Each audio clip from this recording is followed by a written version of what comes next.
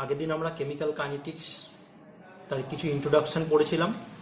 এটা মূলত BSc second year chemistry জেনারেলের জন্য আগের দিন আমরা ইন্ট্রোডাকশানে দেখেছিলাম এবং সেখানে রেট ল কি সেই জিনিসটা আমরা পেয়েছিলাম।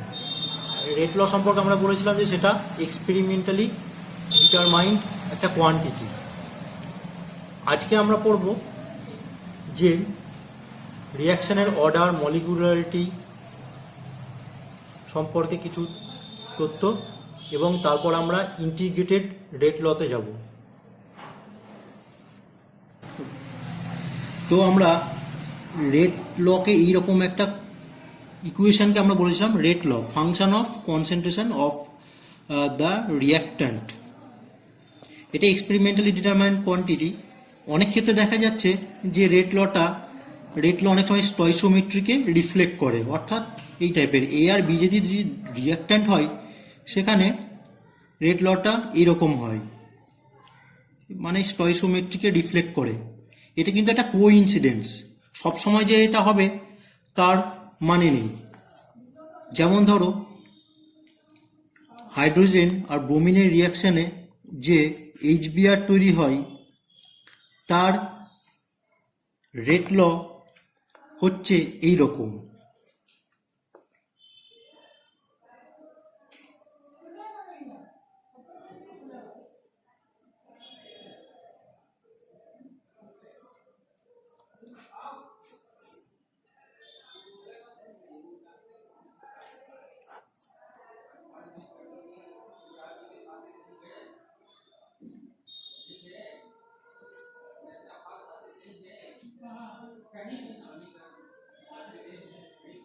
অর্থাৎ দেখো, আমরা এই যে রেট লটা পেলাম, এই রেট ল থেকে কোনোভাবেই এই স্টয়সিওমেট্রিকে রিফ্লেক্ট করছে না। যদি আমি এইরকম একটা এইখান থেকে যদি এইরকম রেট ল লিখতাম তাহলে সেটা হতো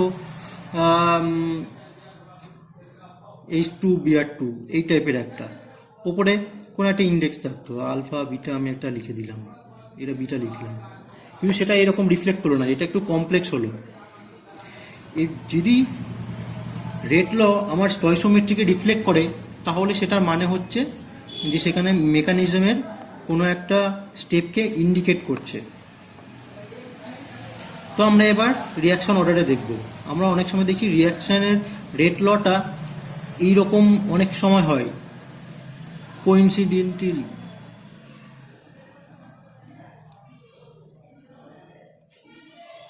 তো আমরা রিয়াকশনের অর্ডার কাকে বলবো? Reaction order, the power to which the concentration of a reactant is raised is called order of the reaction with respect to that species. অর্থাৎ এখানে ধরো এর কনসেন্ট্রেশনের পাওয়ার কি আছে? আলফা, মানে কনসেন্ট্রেশনটা রেজড হয়েছে আলফাতে। তো এখানে আলফাটাকে আমরা বলছি রিয়াকশন অর্ডার এ এর সাপেক্ষে। এবং আমি ওভারঅল অর্ডার বলতে কি বুঝবো? ওভারঅল অর্ডার হচ্ছে যে কটা স্পিসিস আছে সব স্পিসিসের কনসেন্ট্রেশনের যে পাওয়ারগুলি, সেই পাওয়ারগুলির যোগফল হবে আমার ওভারঅল অর্ডার। অর্থাৎ ওভারঅল অর্ডার হবে আলফা প্লাস বিটা।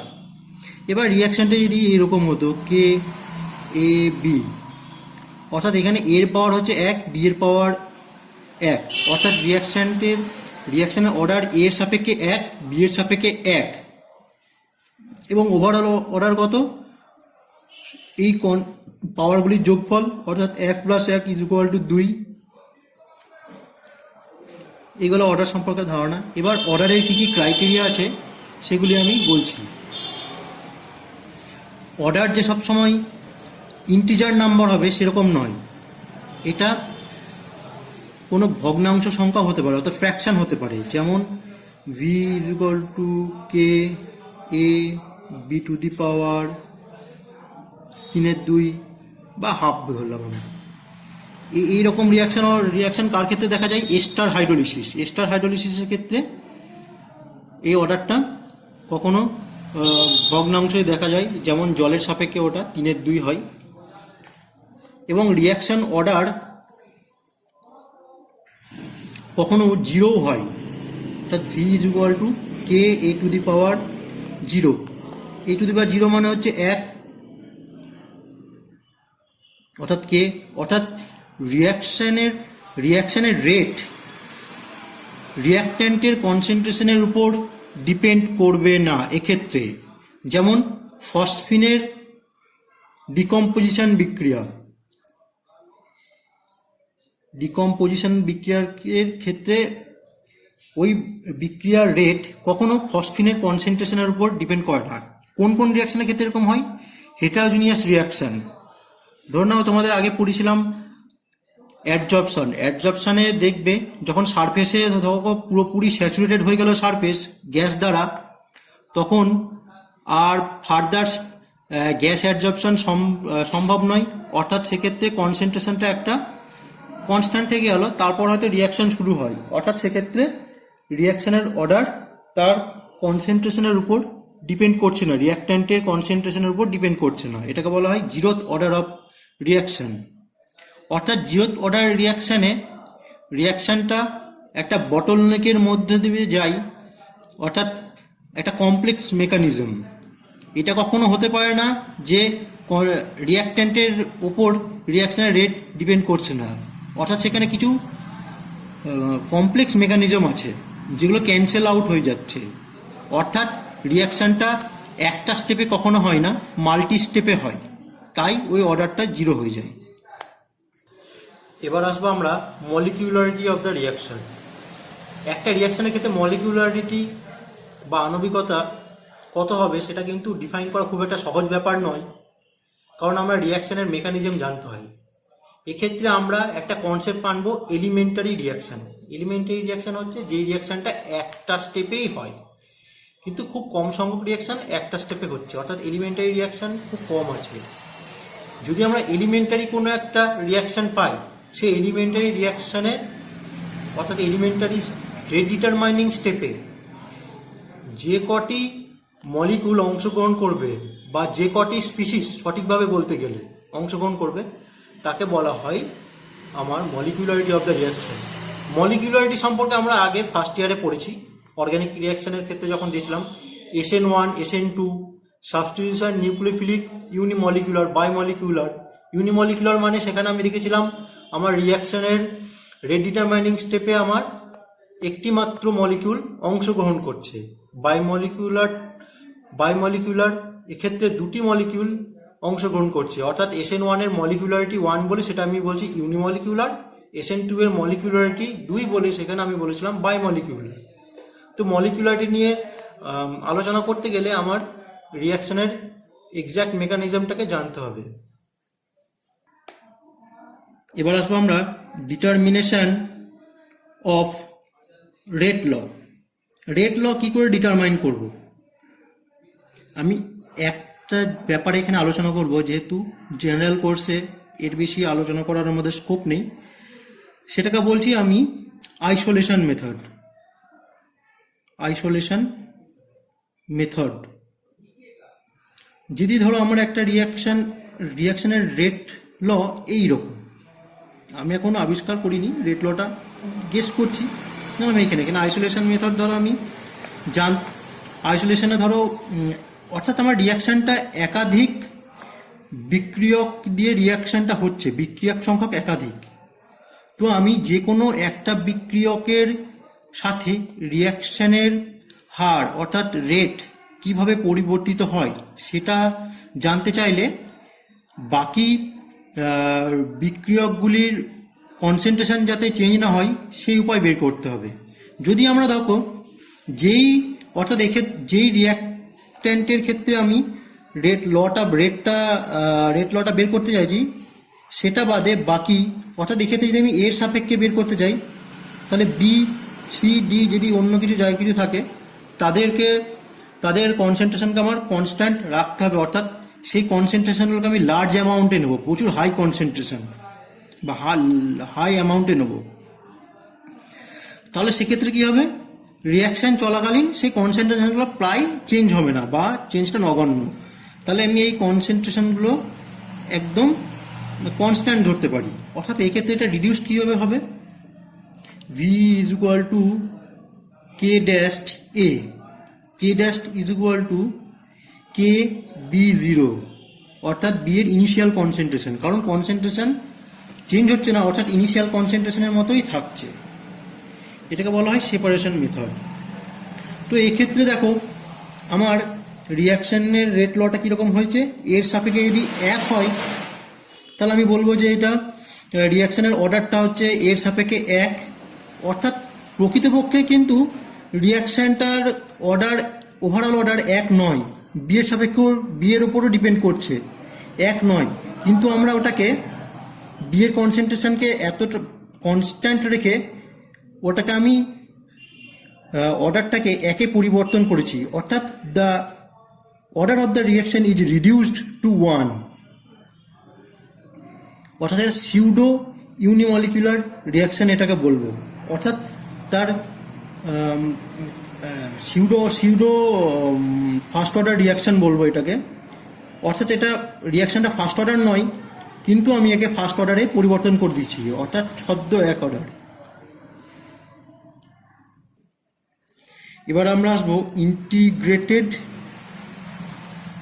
রেট ল।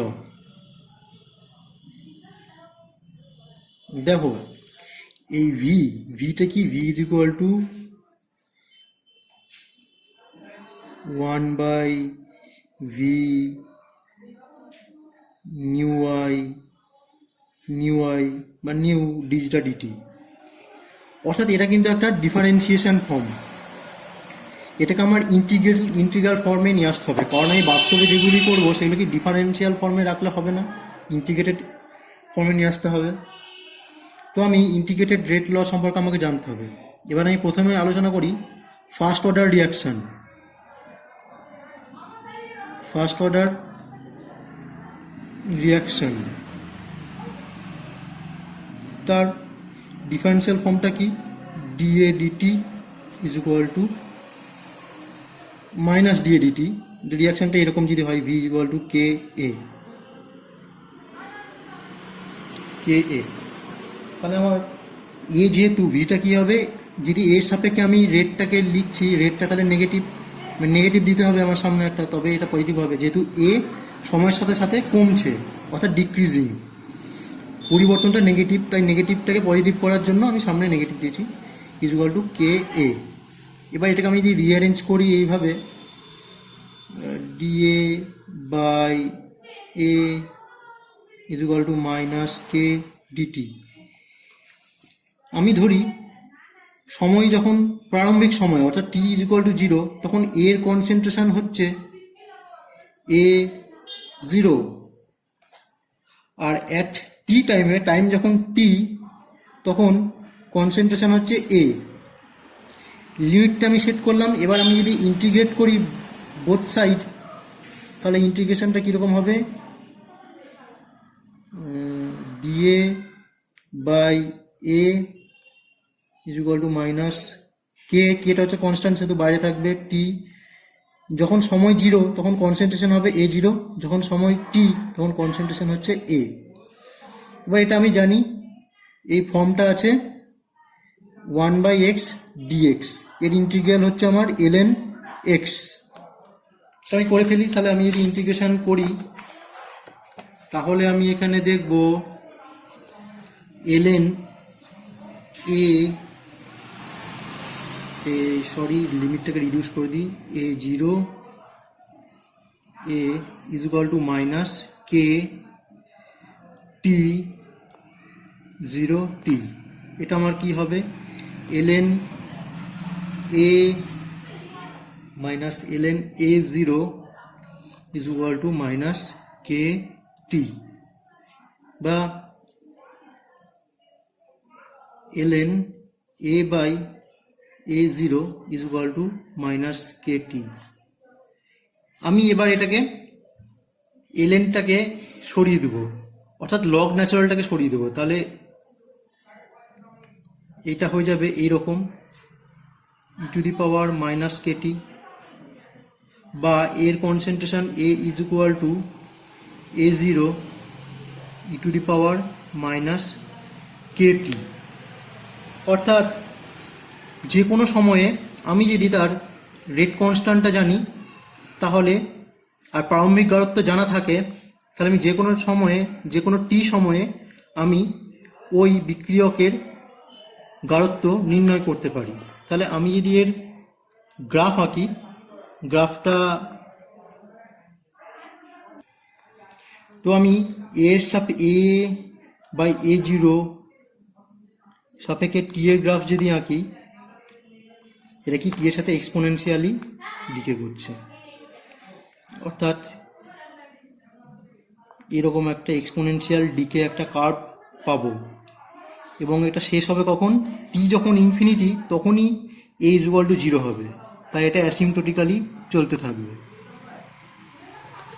তো আজকে আমরা ফার্স্ট অর্ডার রিয়াকশানের ইন্টিগ্রেটেড ফর্মটা দেখলাম, এবং পরের দিন আমরা ফার্স্ট অর্ডার রিয়াকশান সম্পর্কে কিছু গুরুত্বপূর্ণ তথ্য বা তার গুরুত্বপূর্ণ বিষয়গুলি আলোচনা করব, এবং বাকি সেকেন্ড অর্ডার ইন্টিগ্রেটেড ল এগুলো আলোচনা করব। তো বাকি তোমাদের যা কিছু কোয়ারি থাকবে আমাকে জানাবে, এবং স্টাডি ম্যাটেরিয়াল সেন্ড করা আছে, স্টাডি ম্যাটেরিয়ালে তোমরা দেখে নেবে।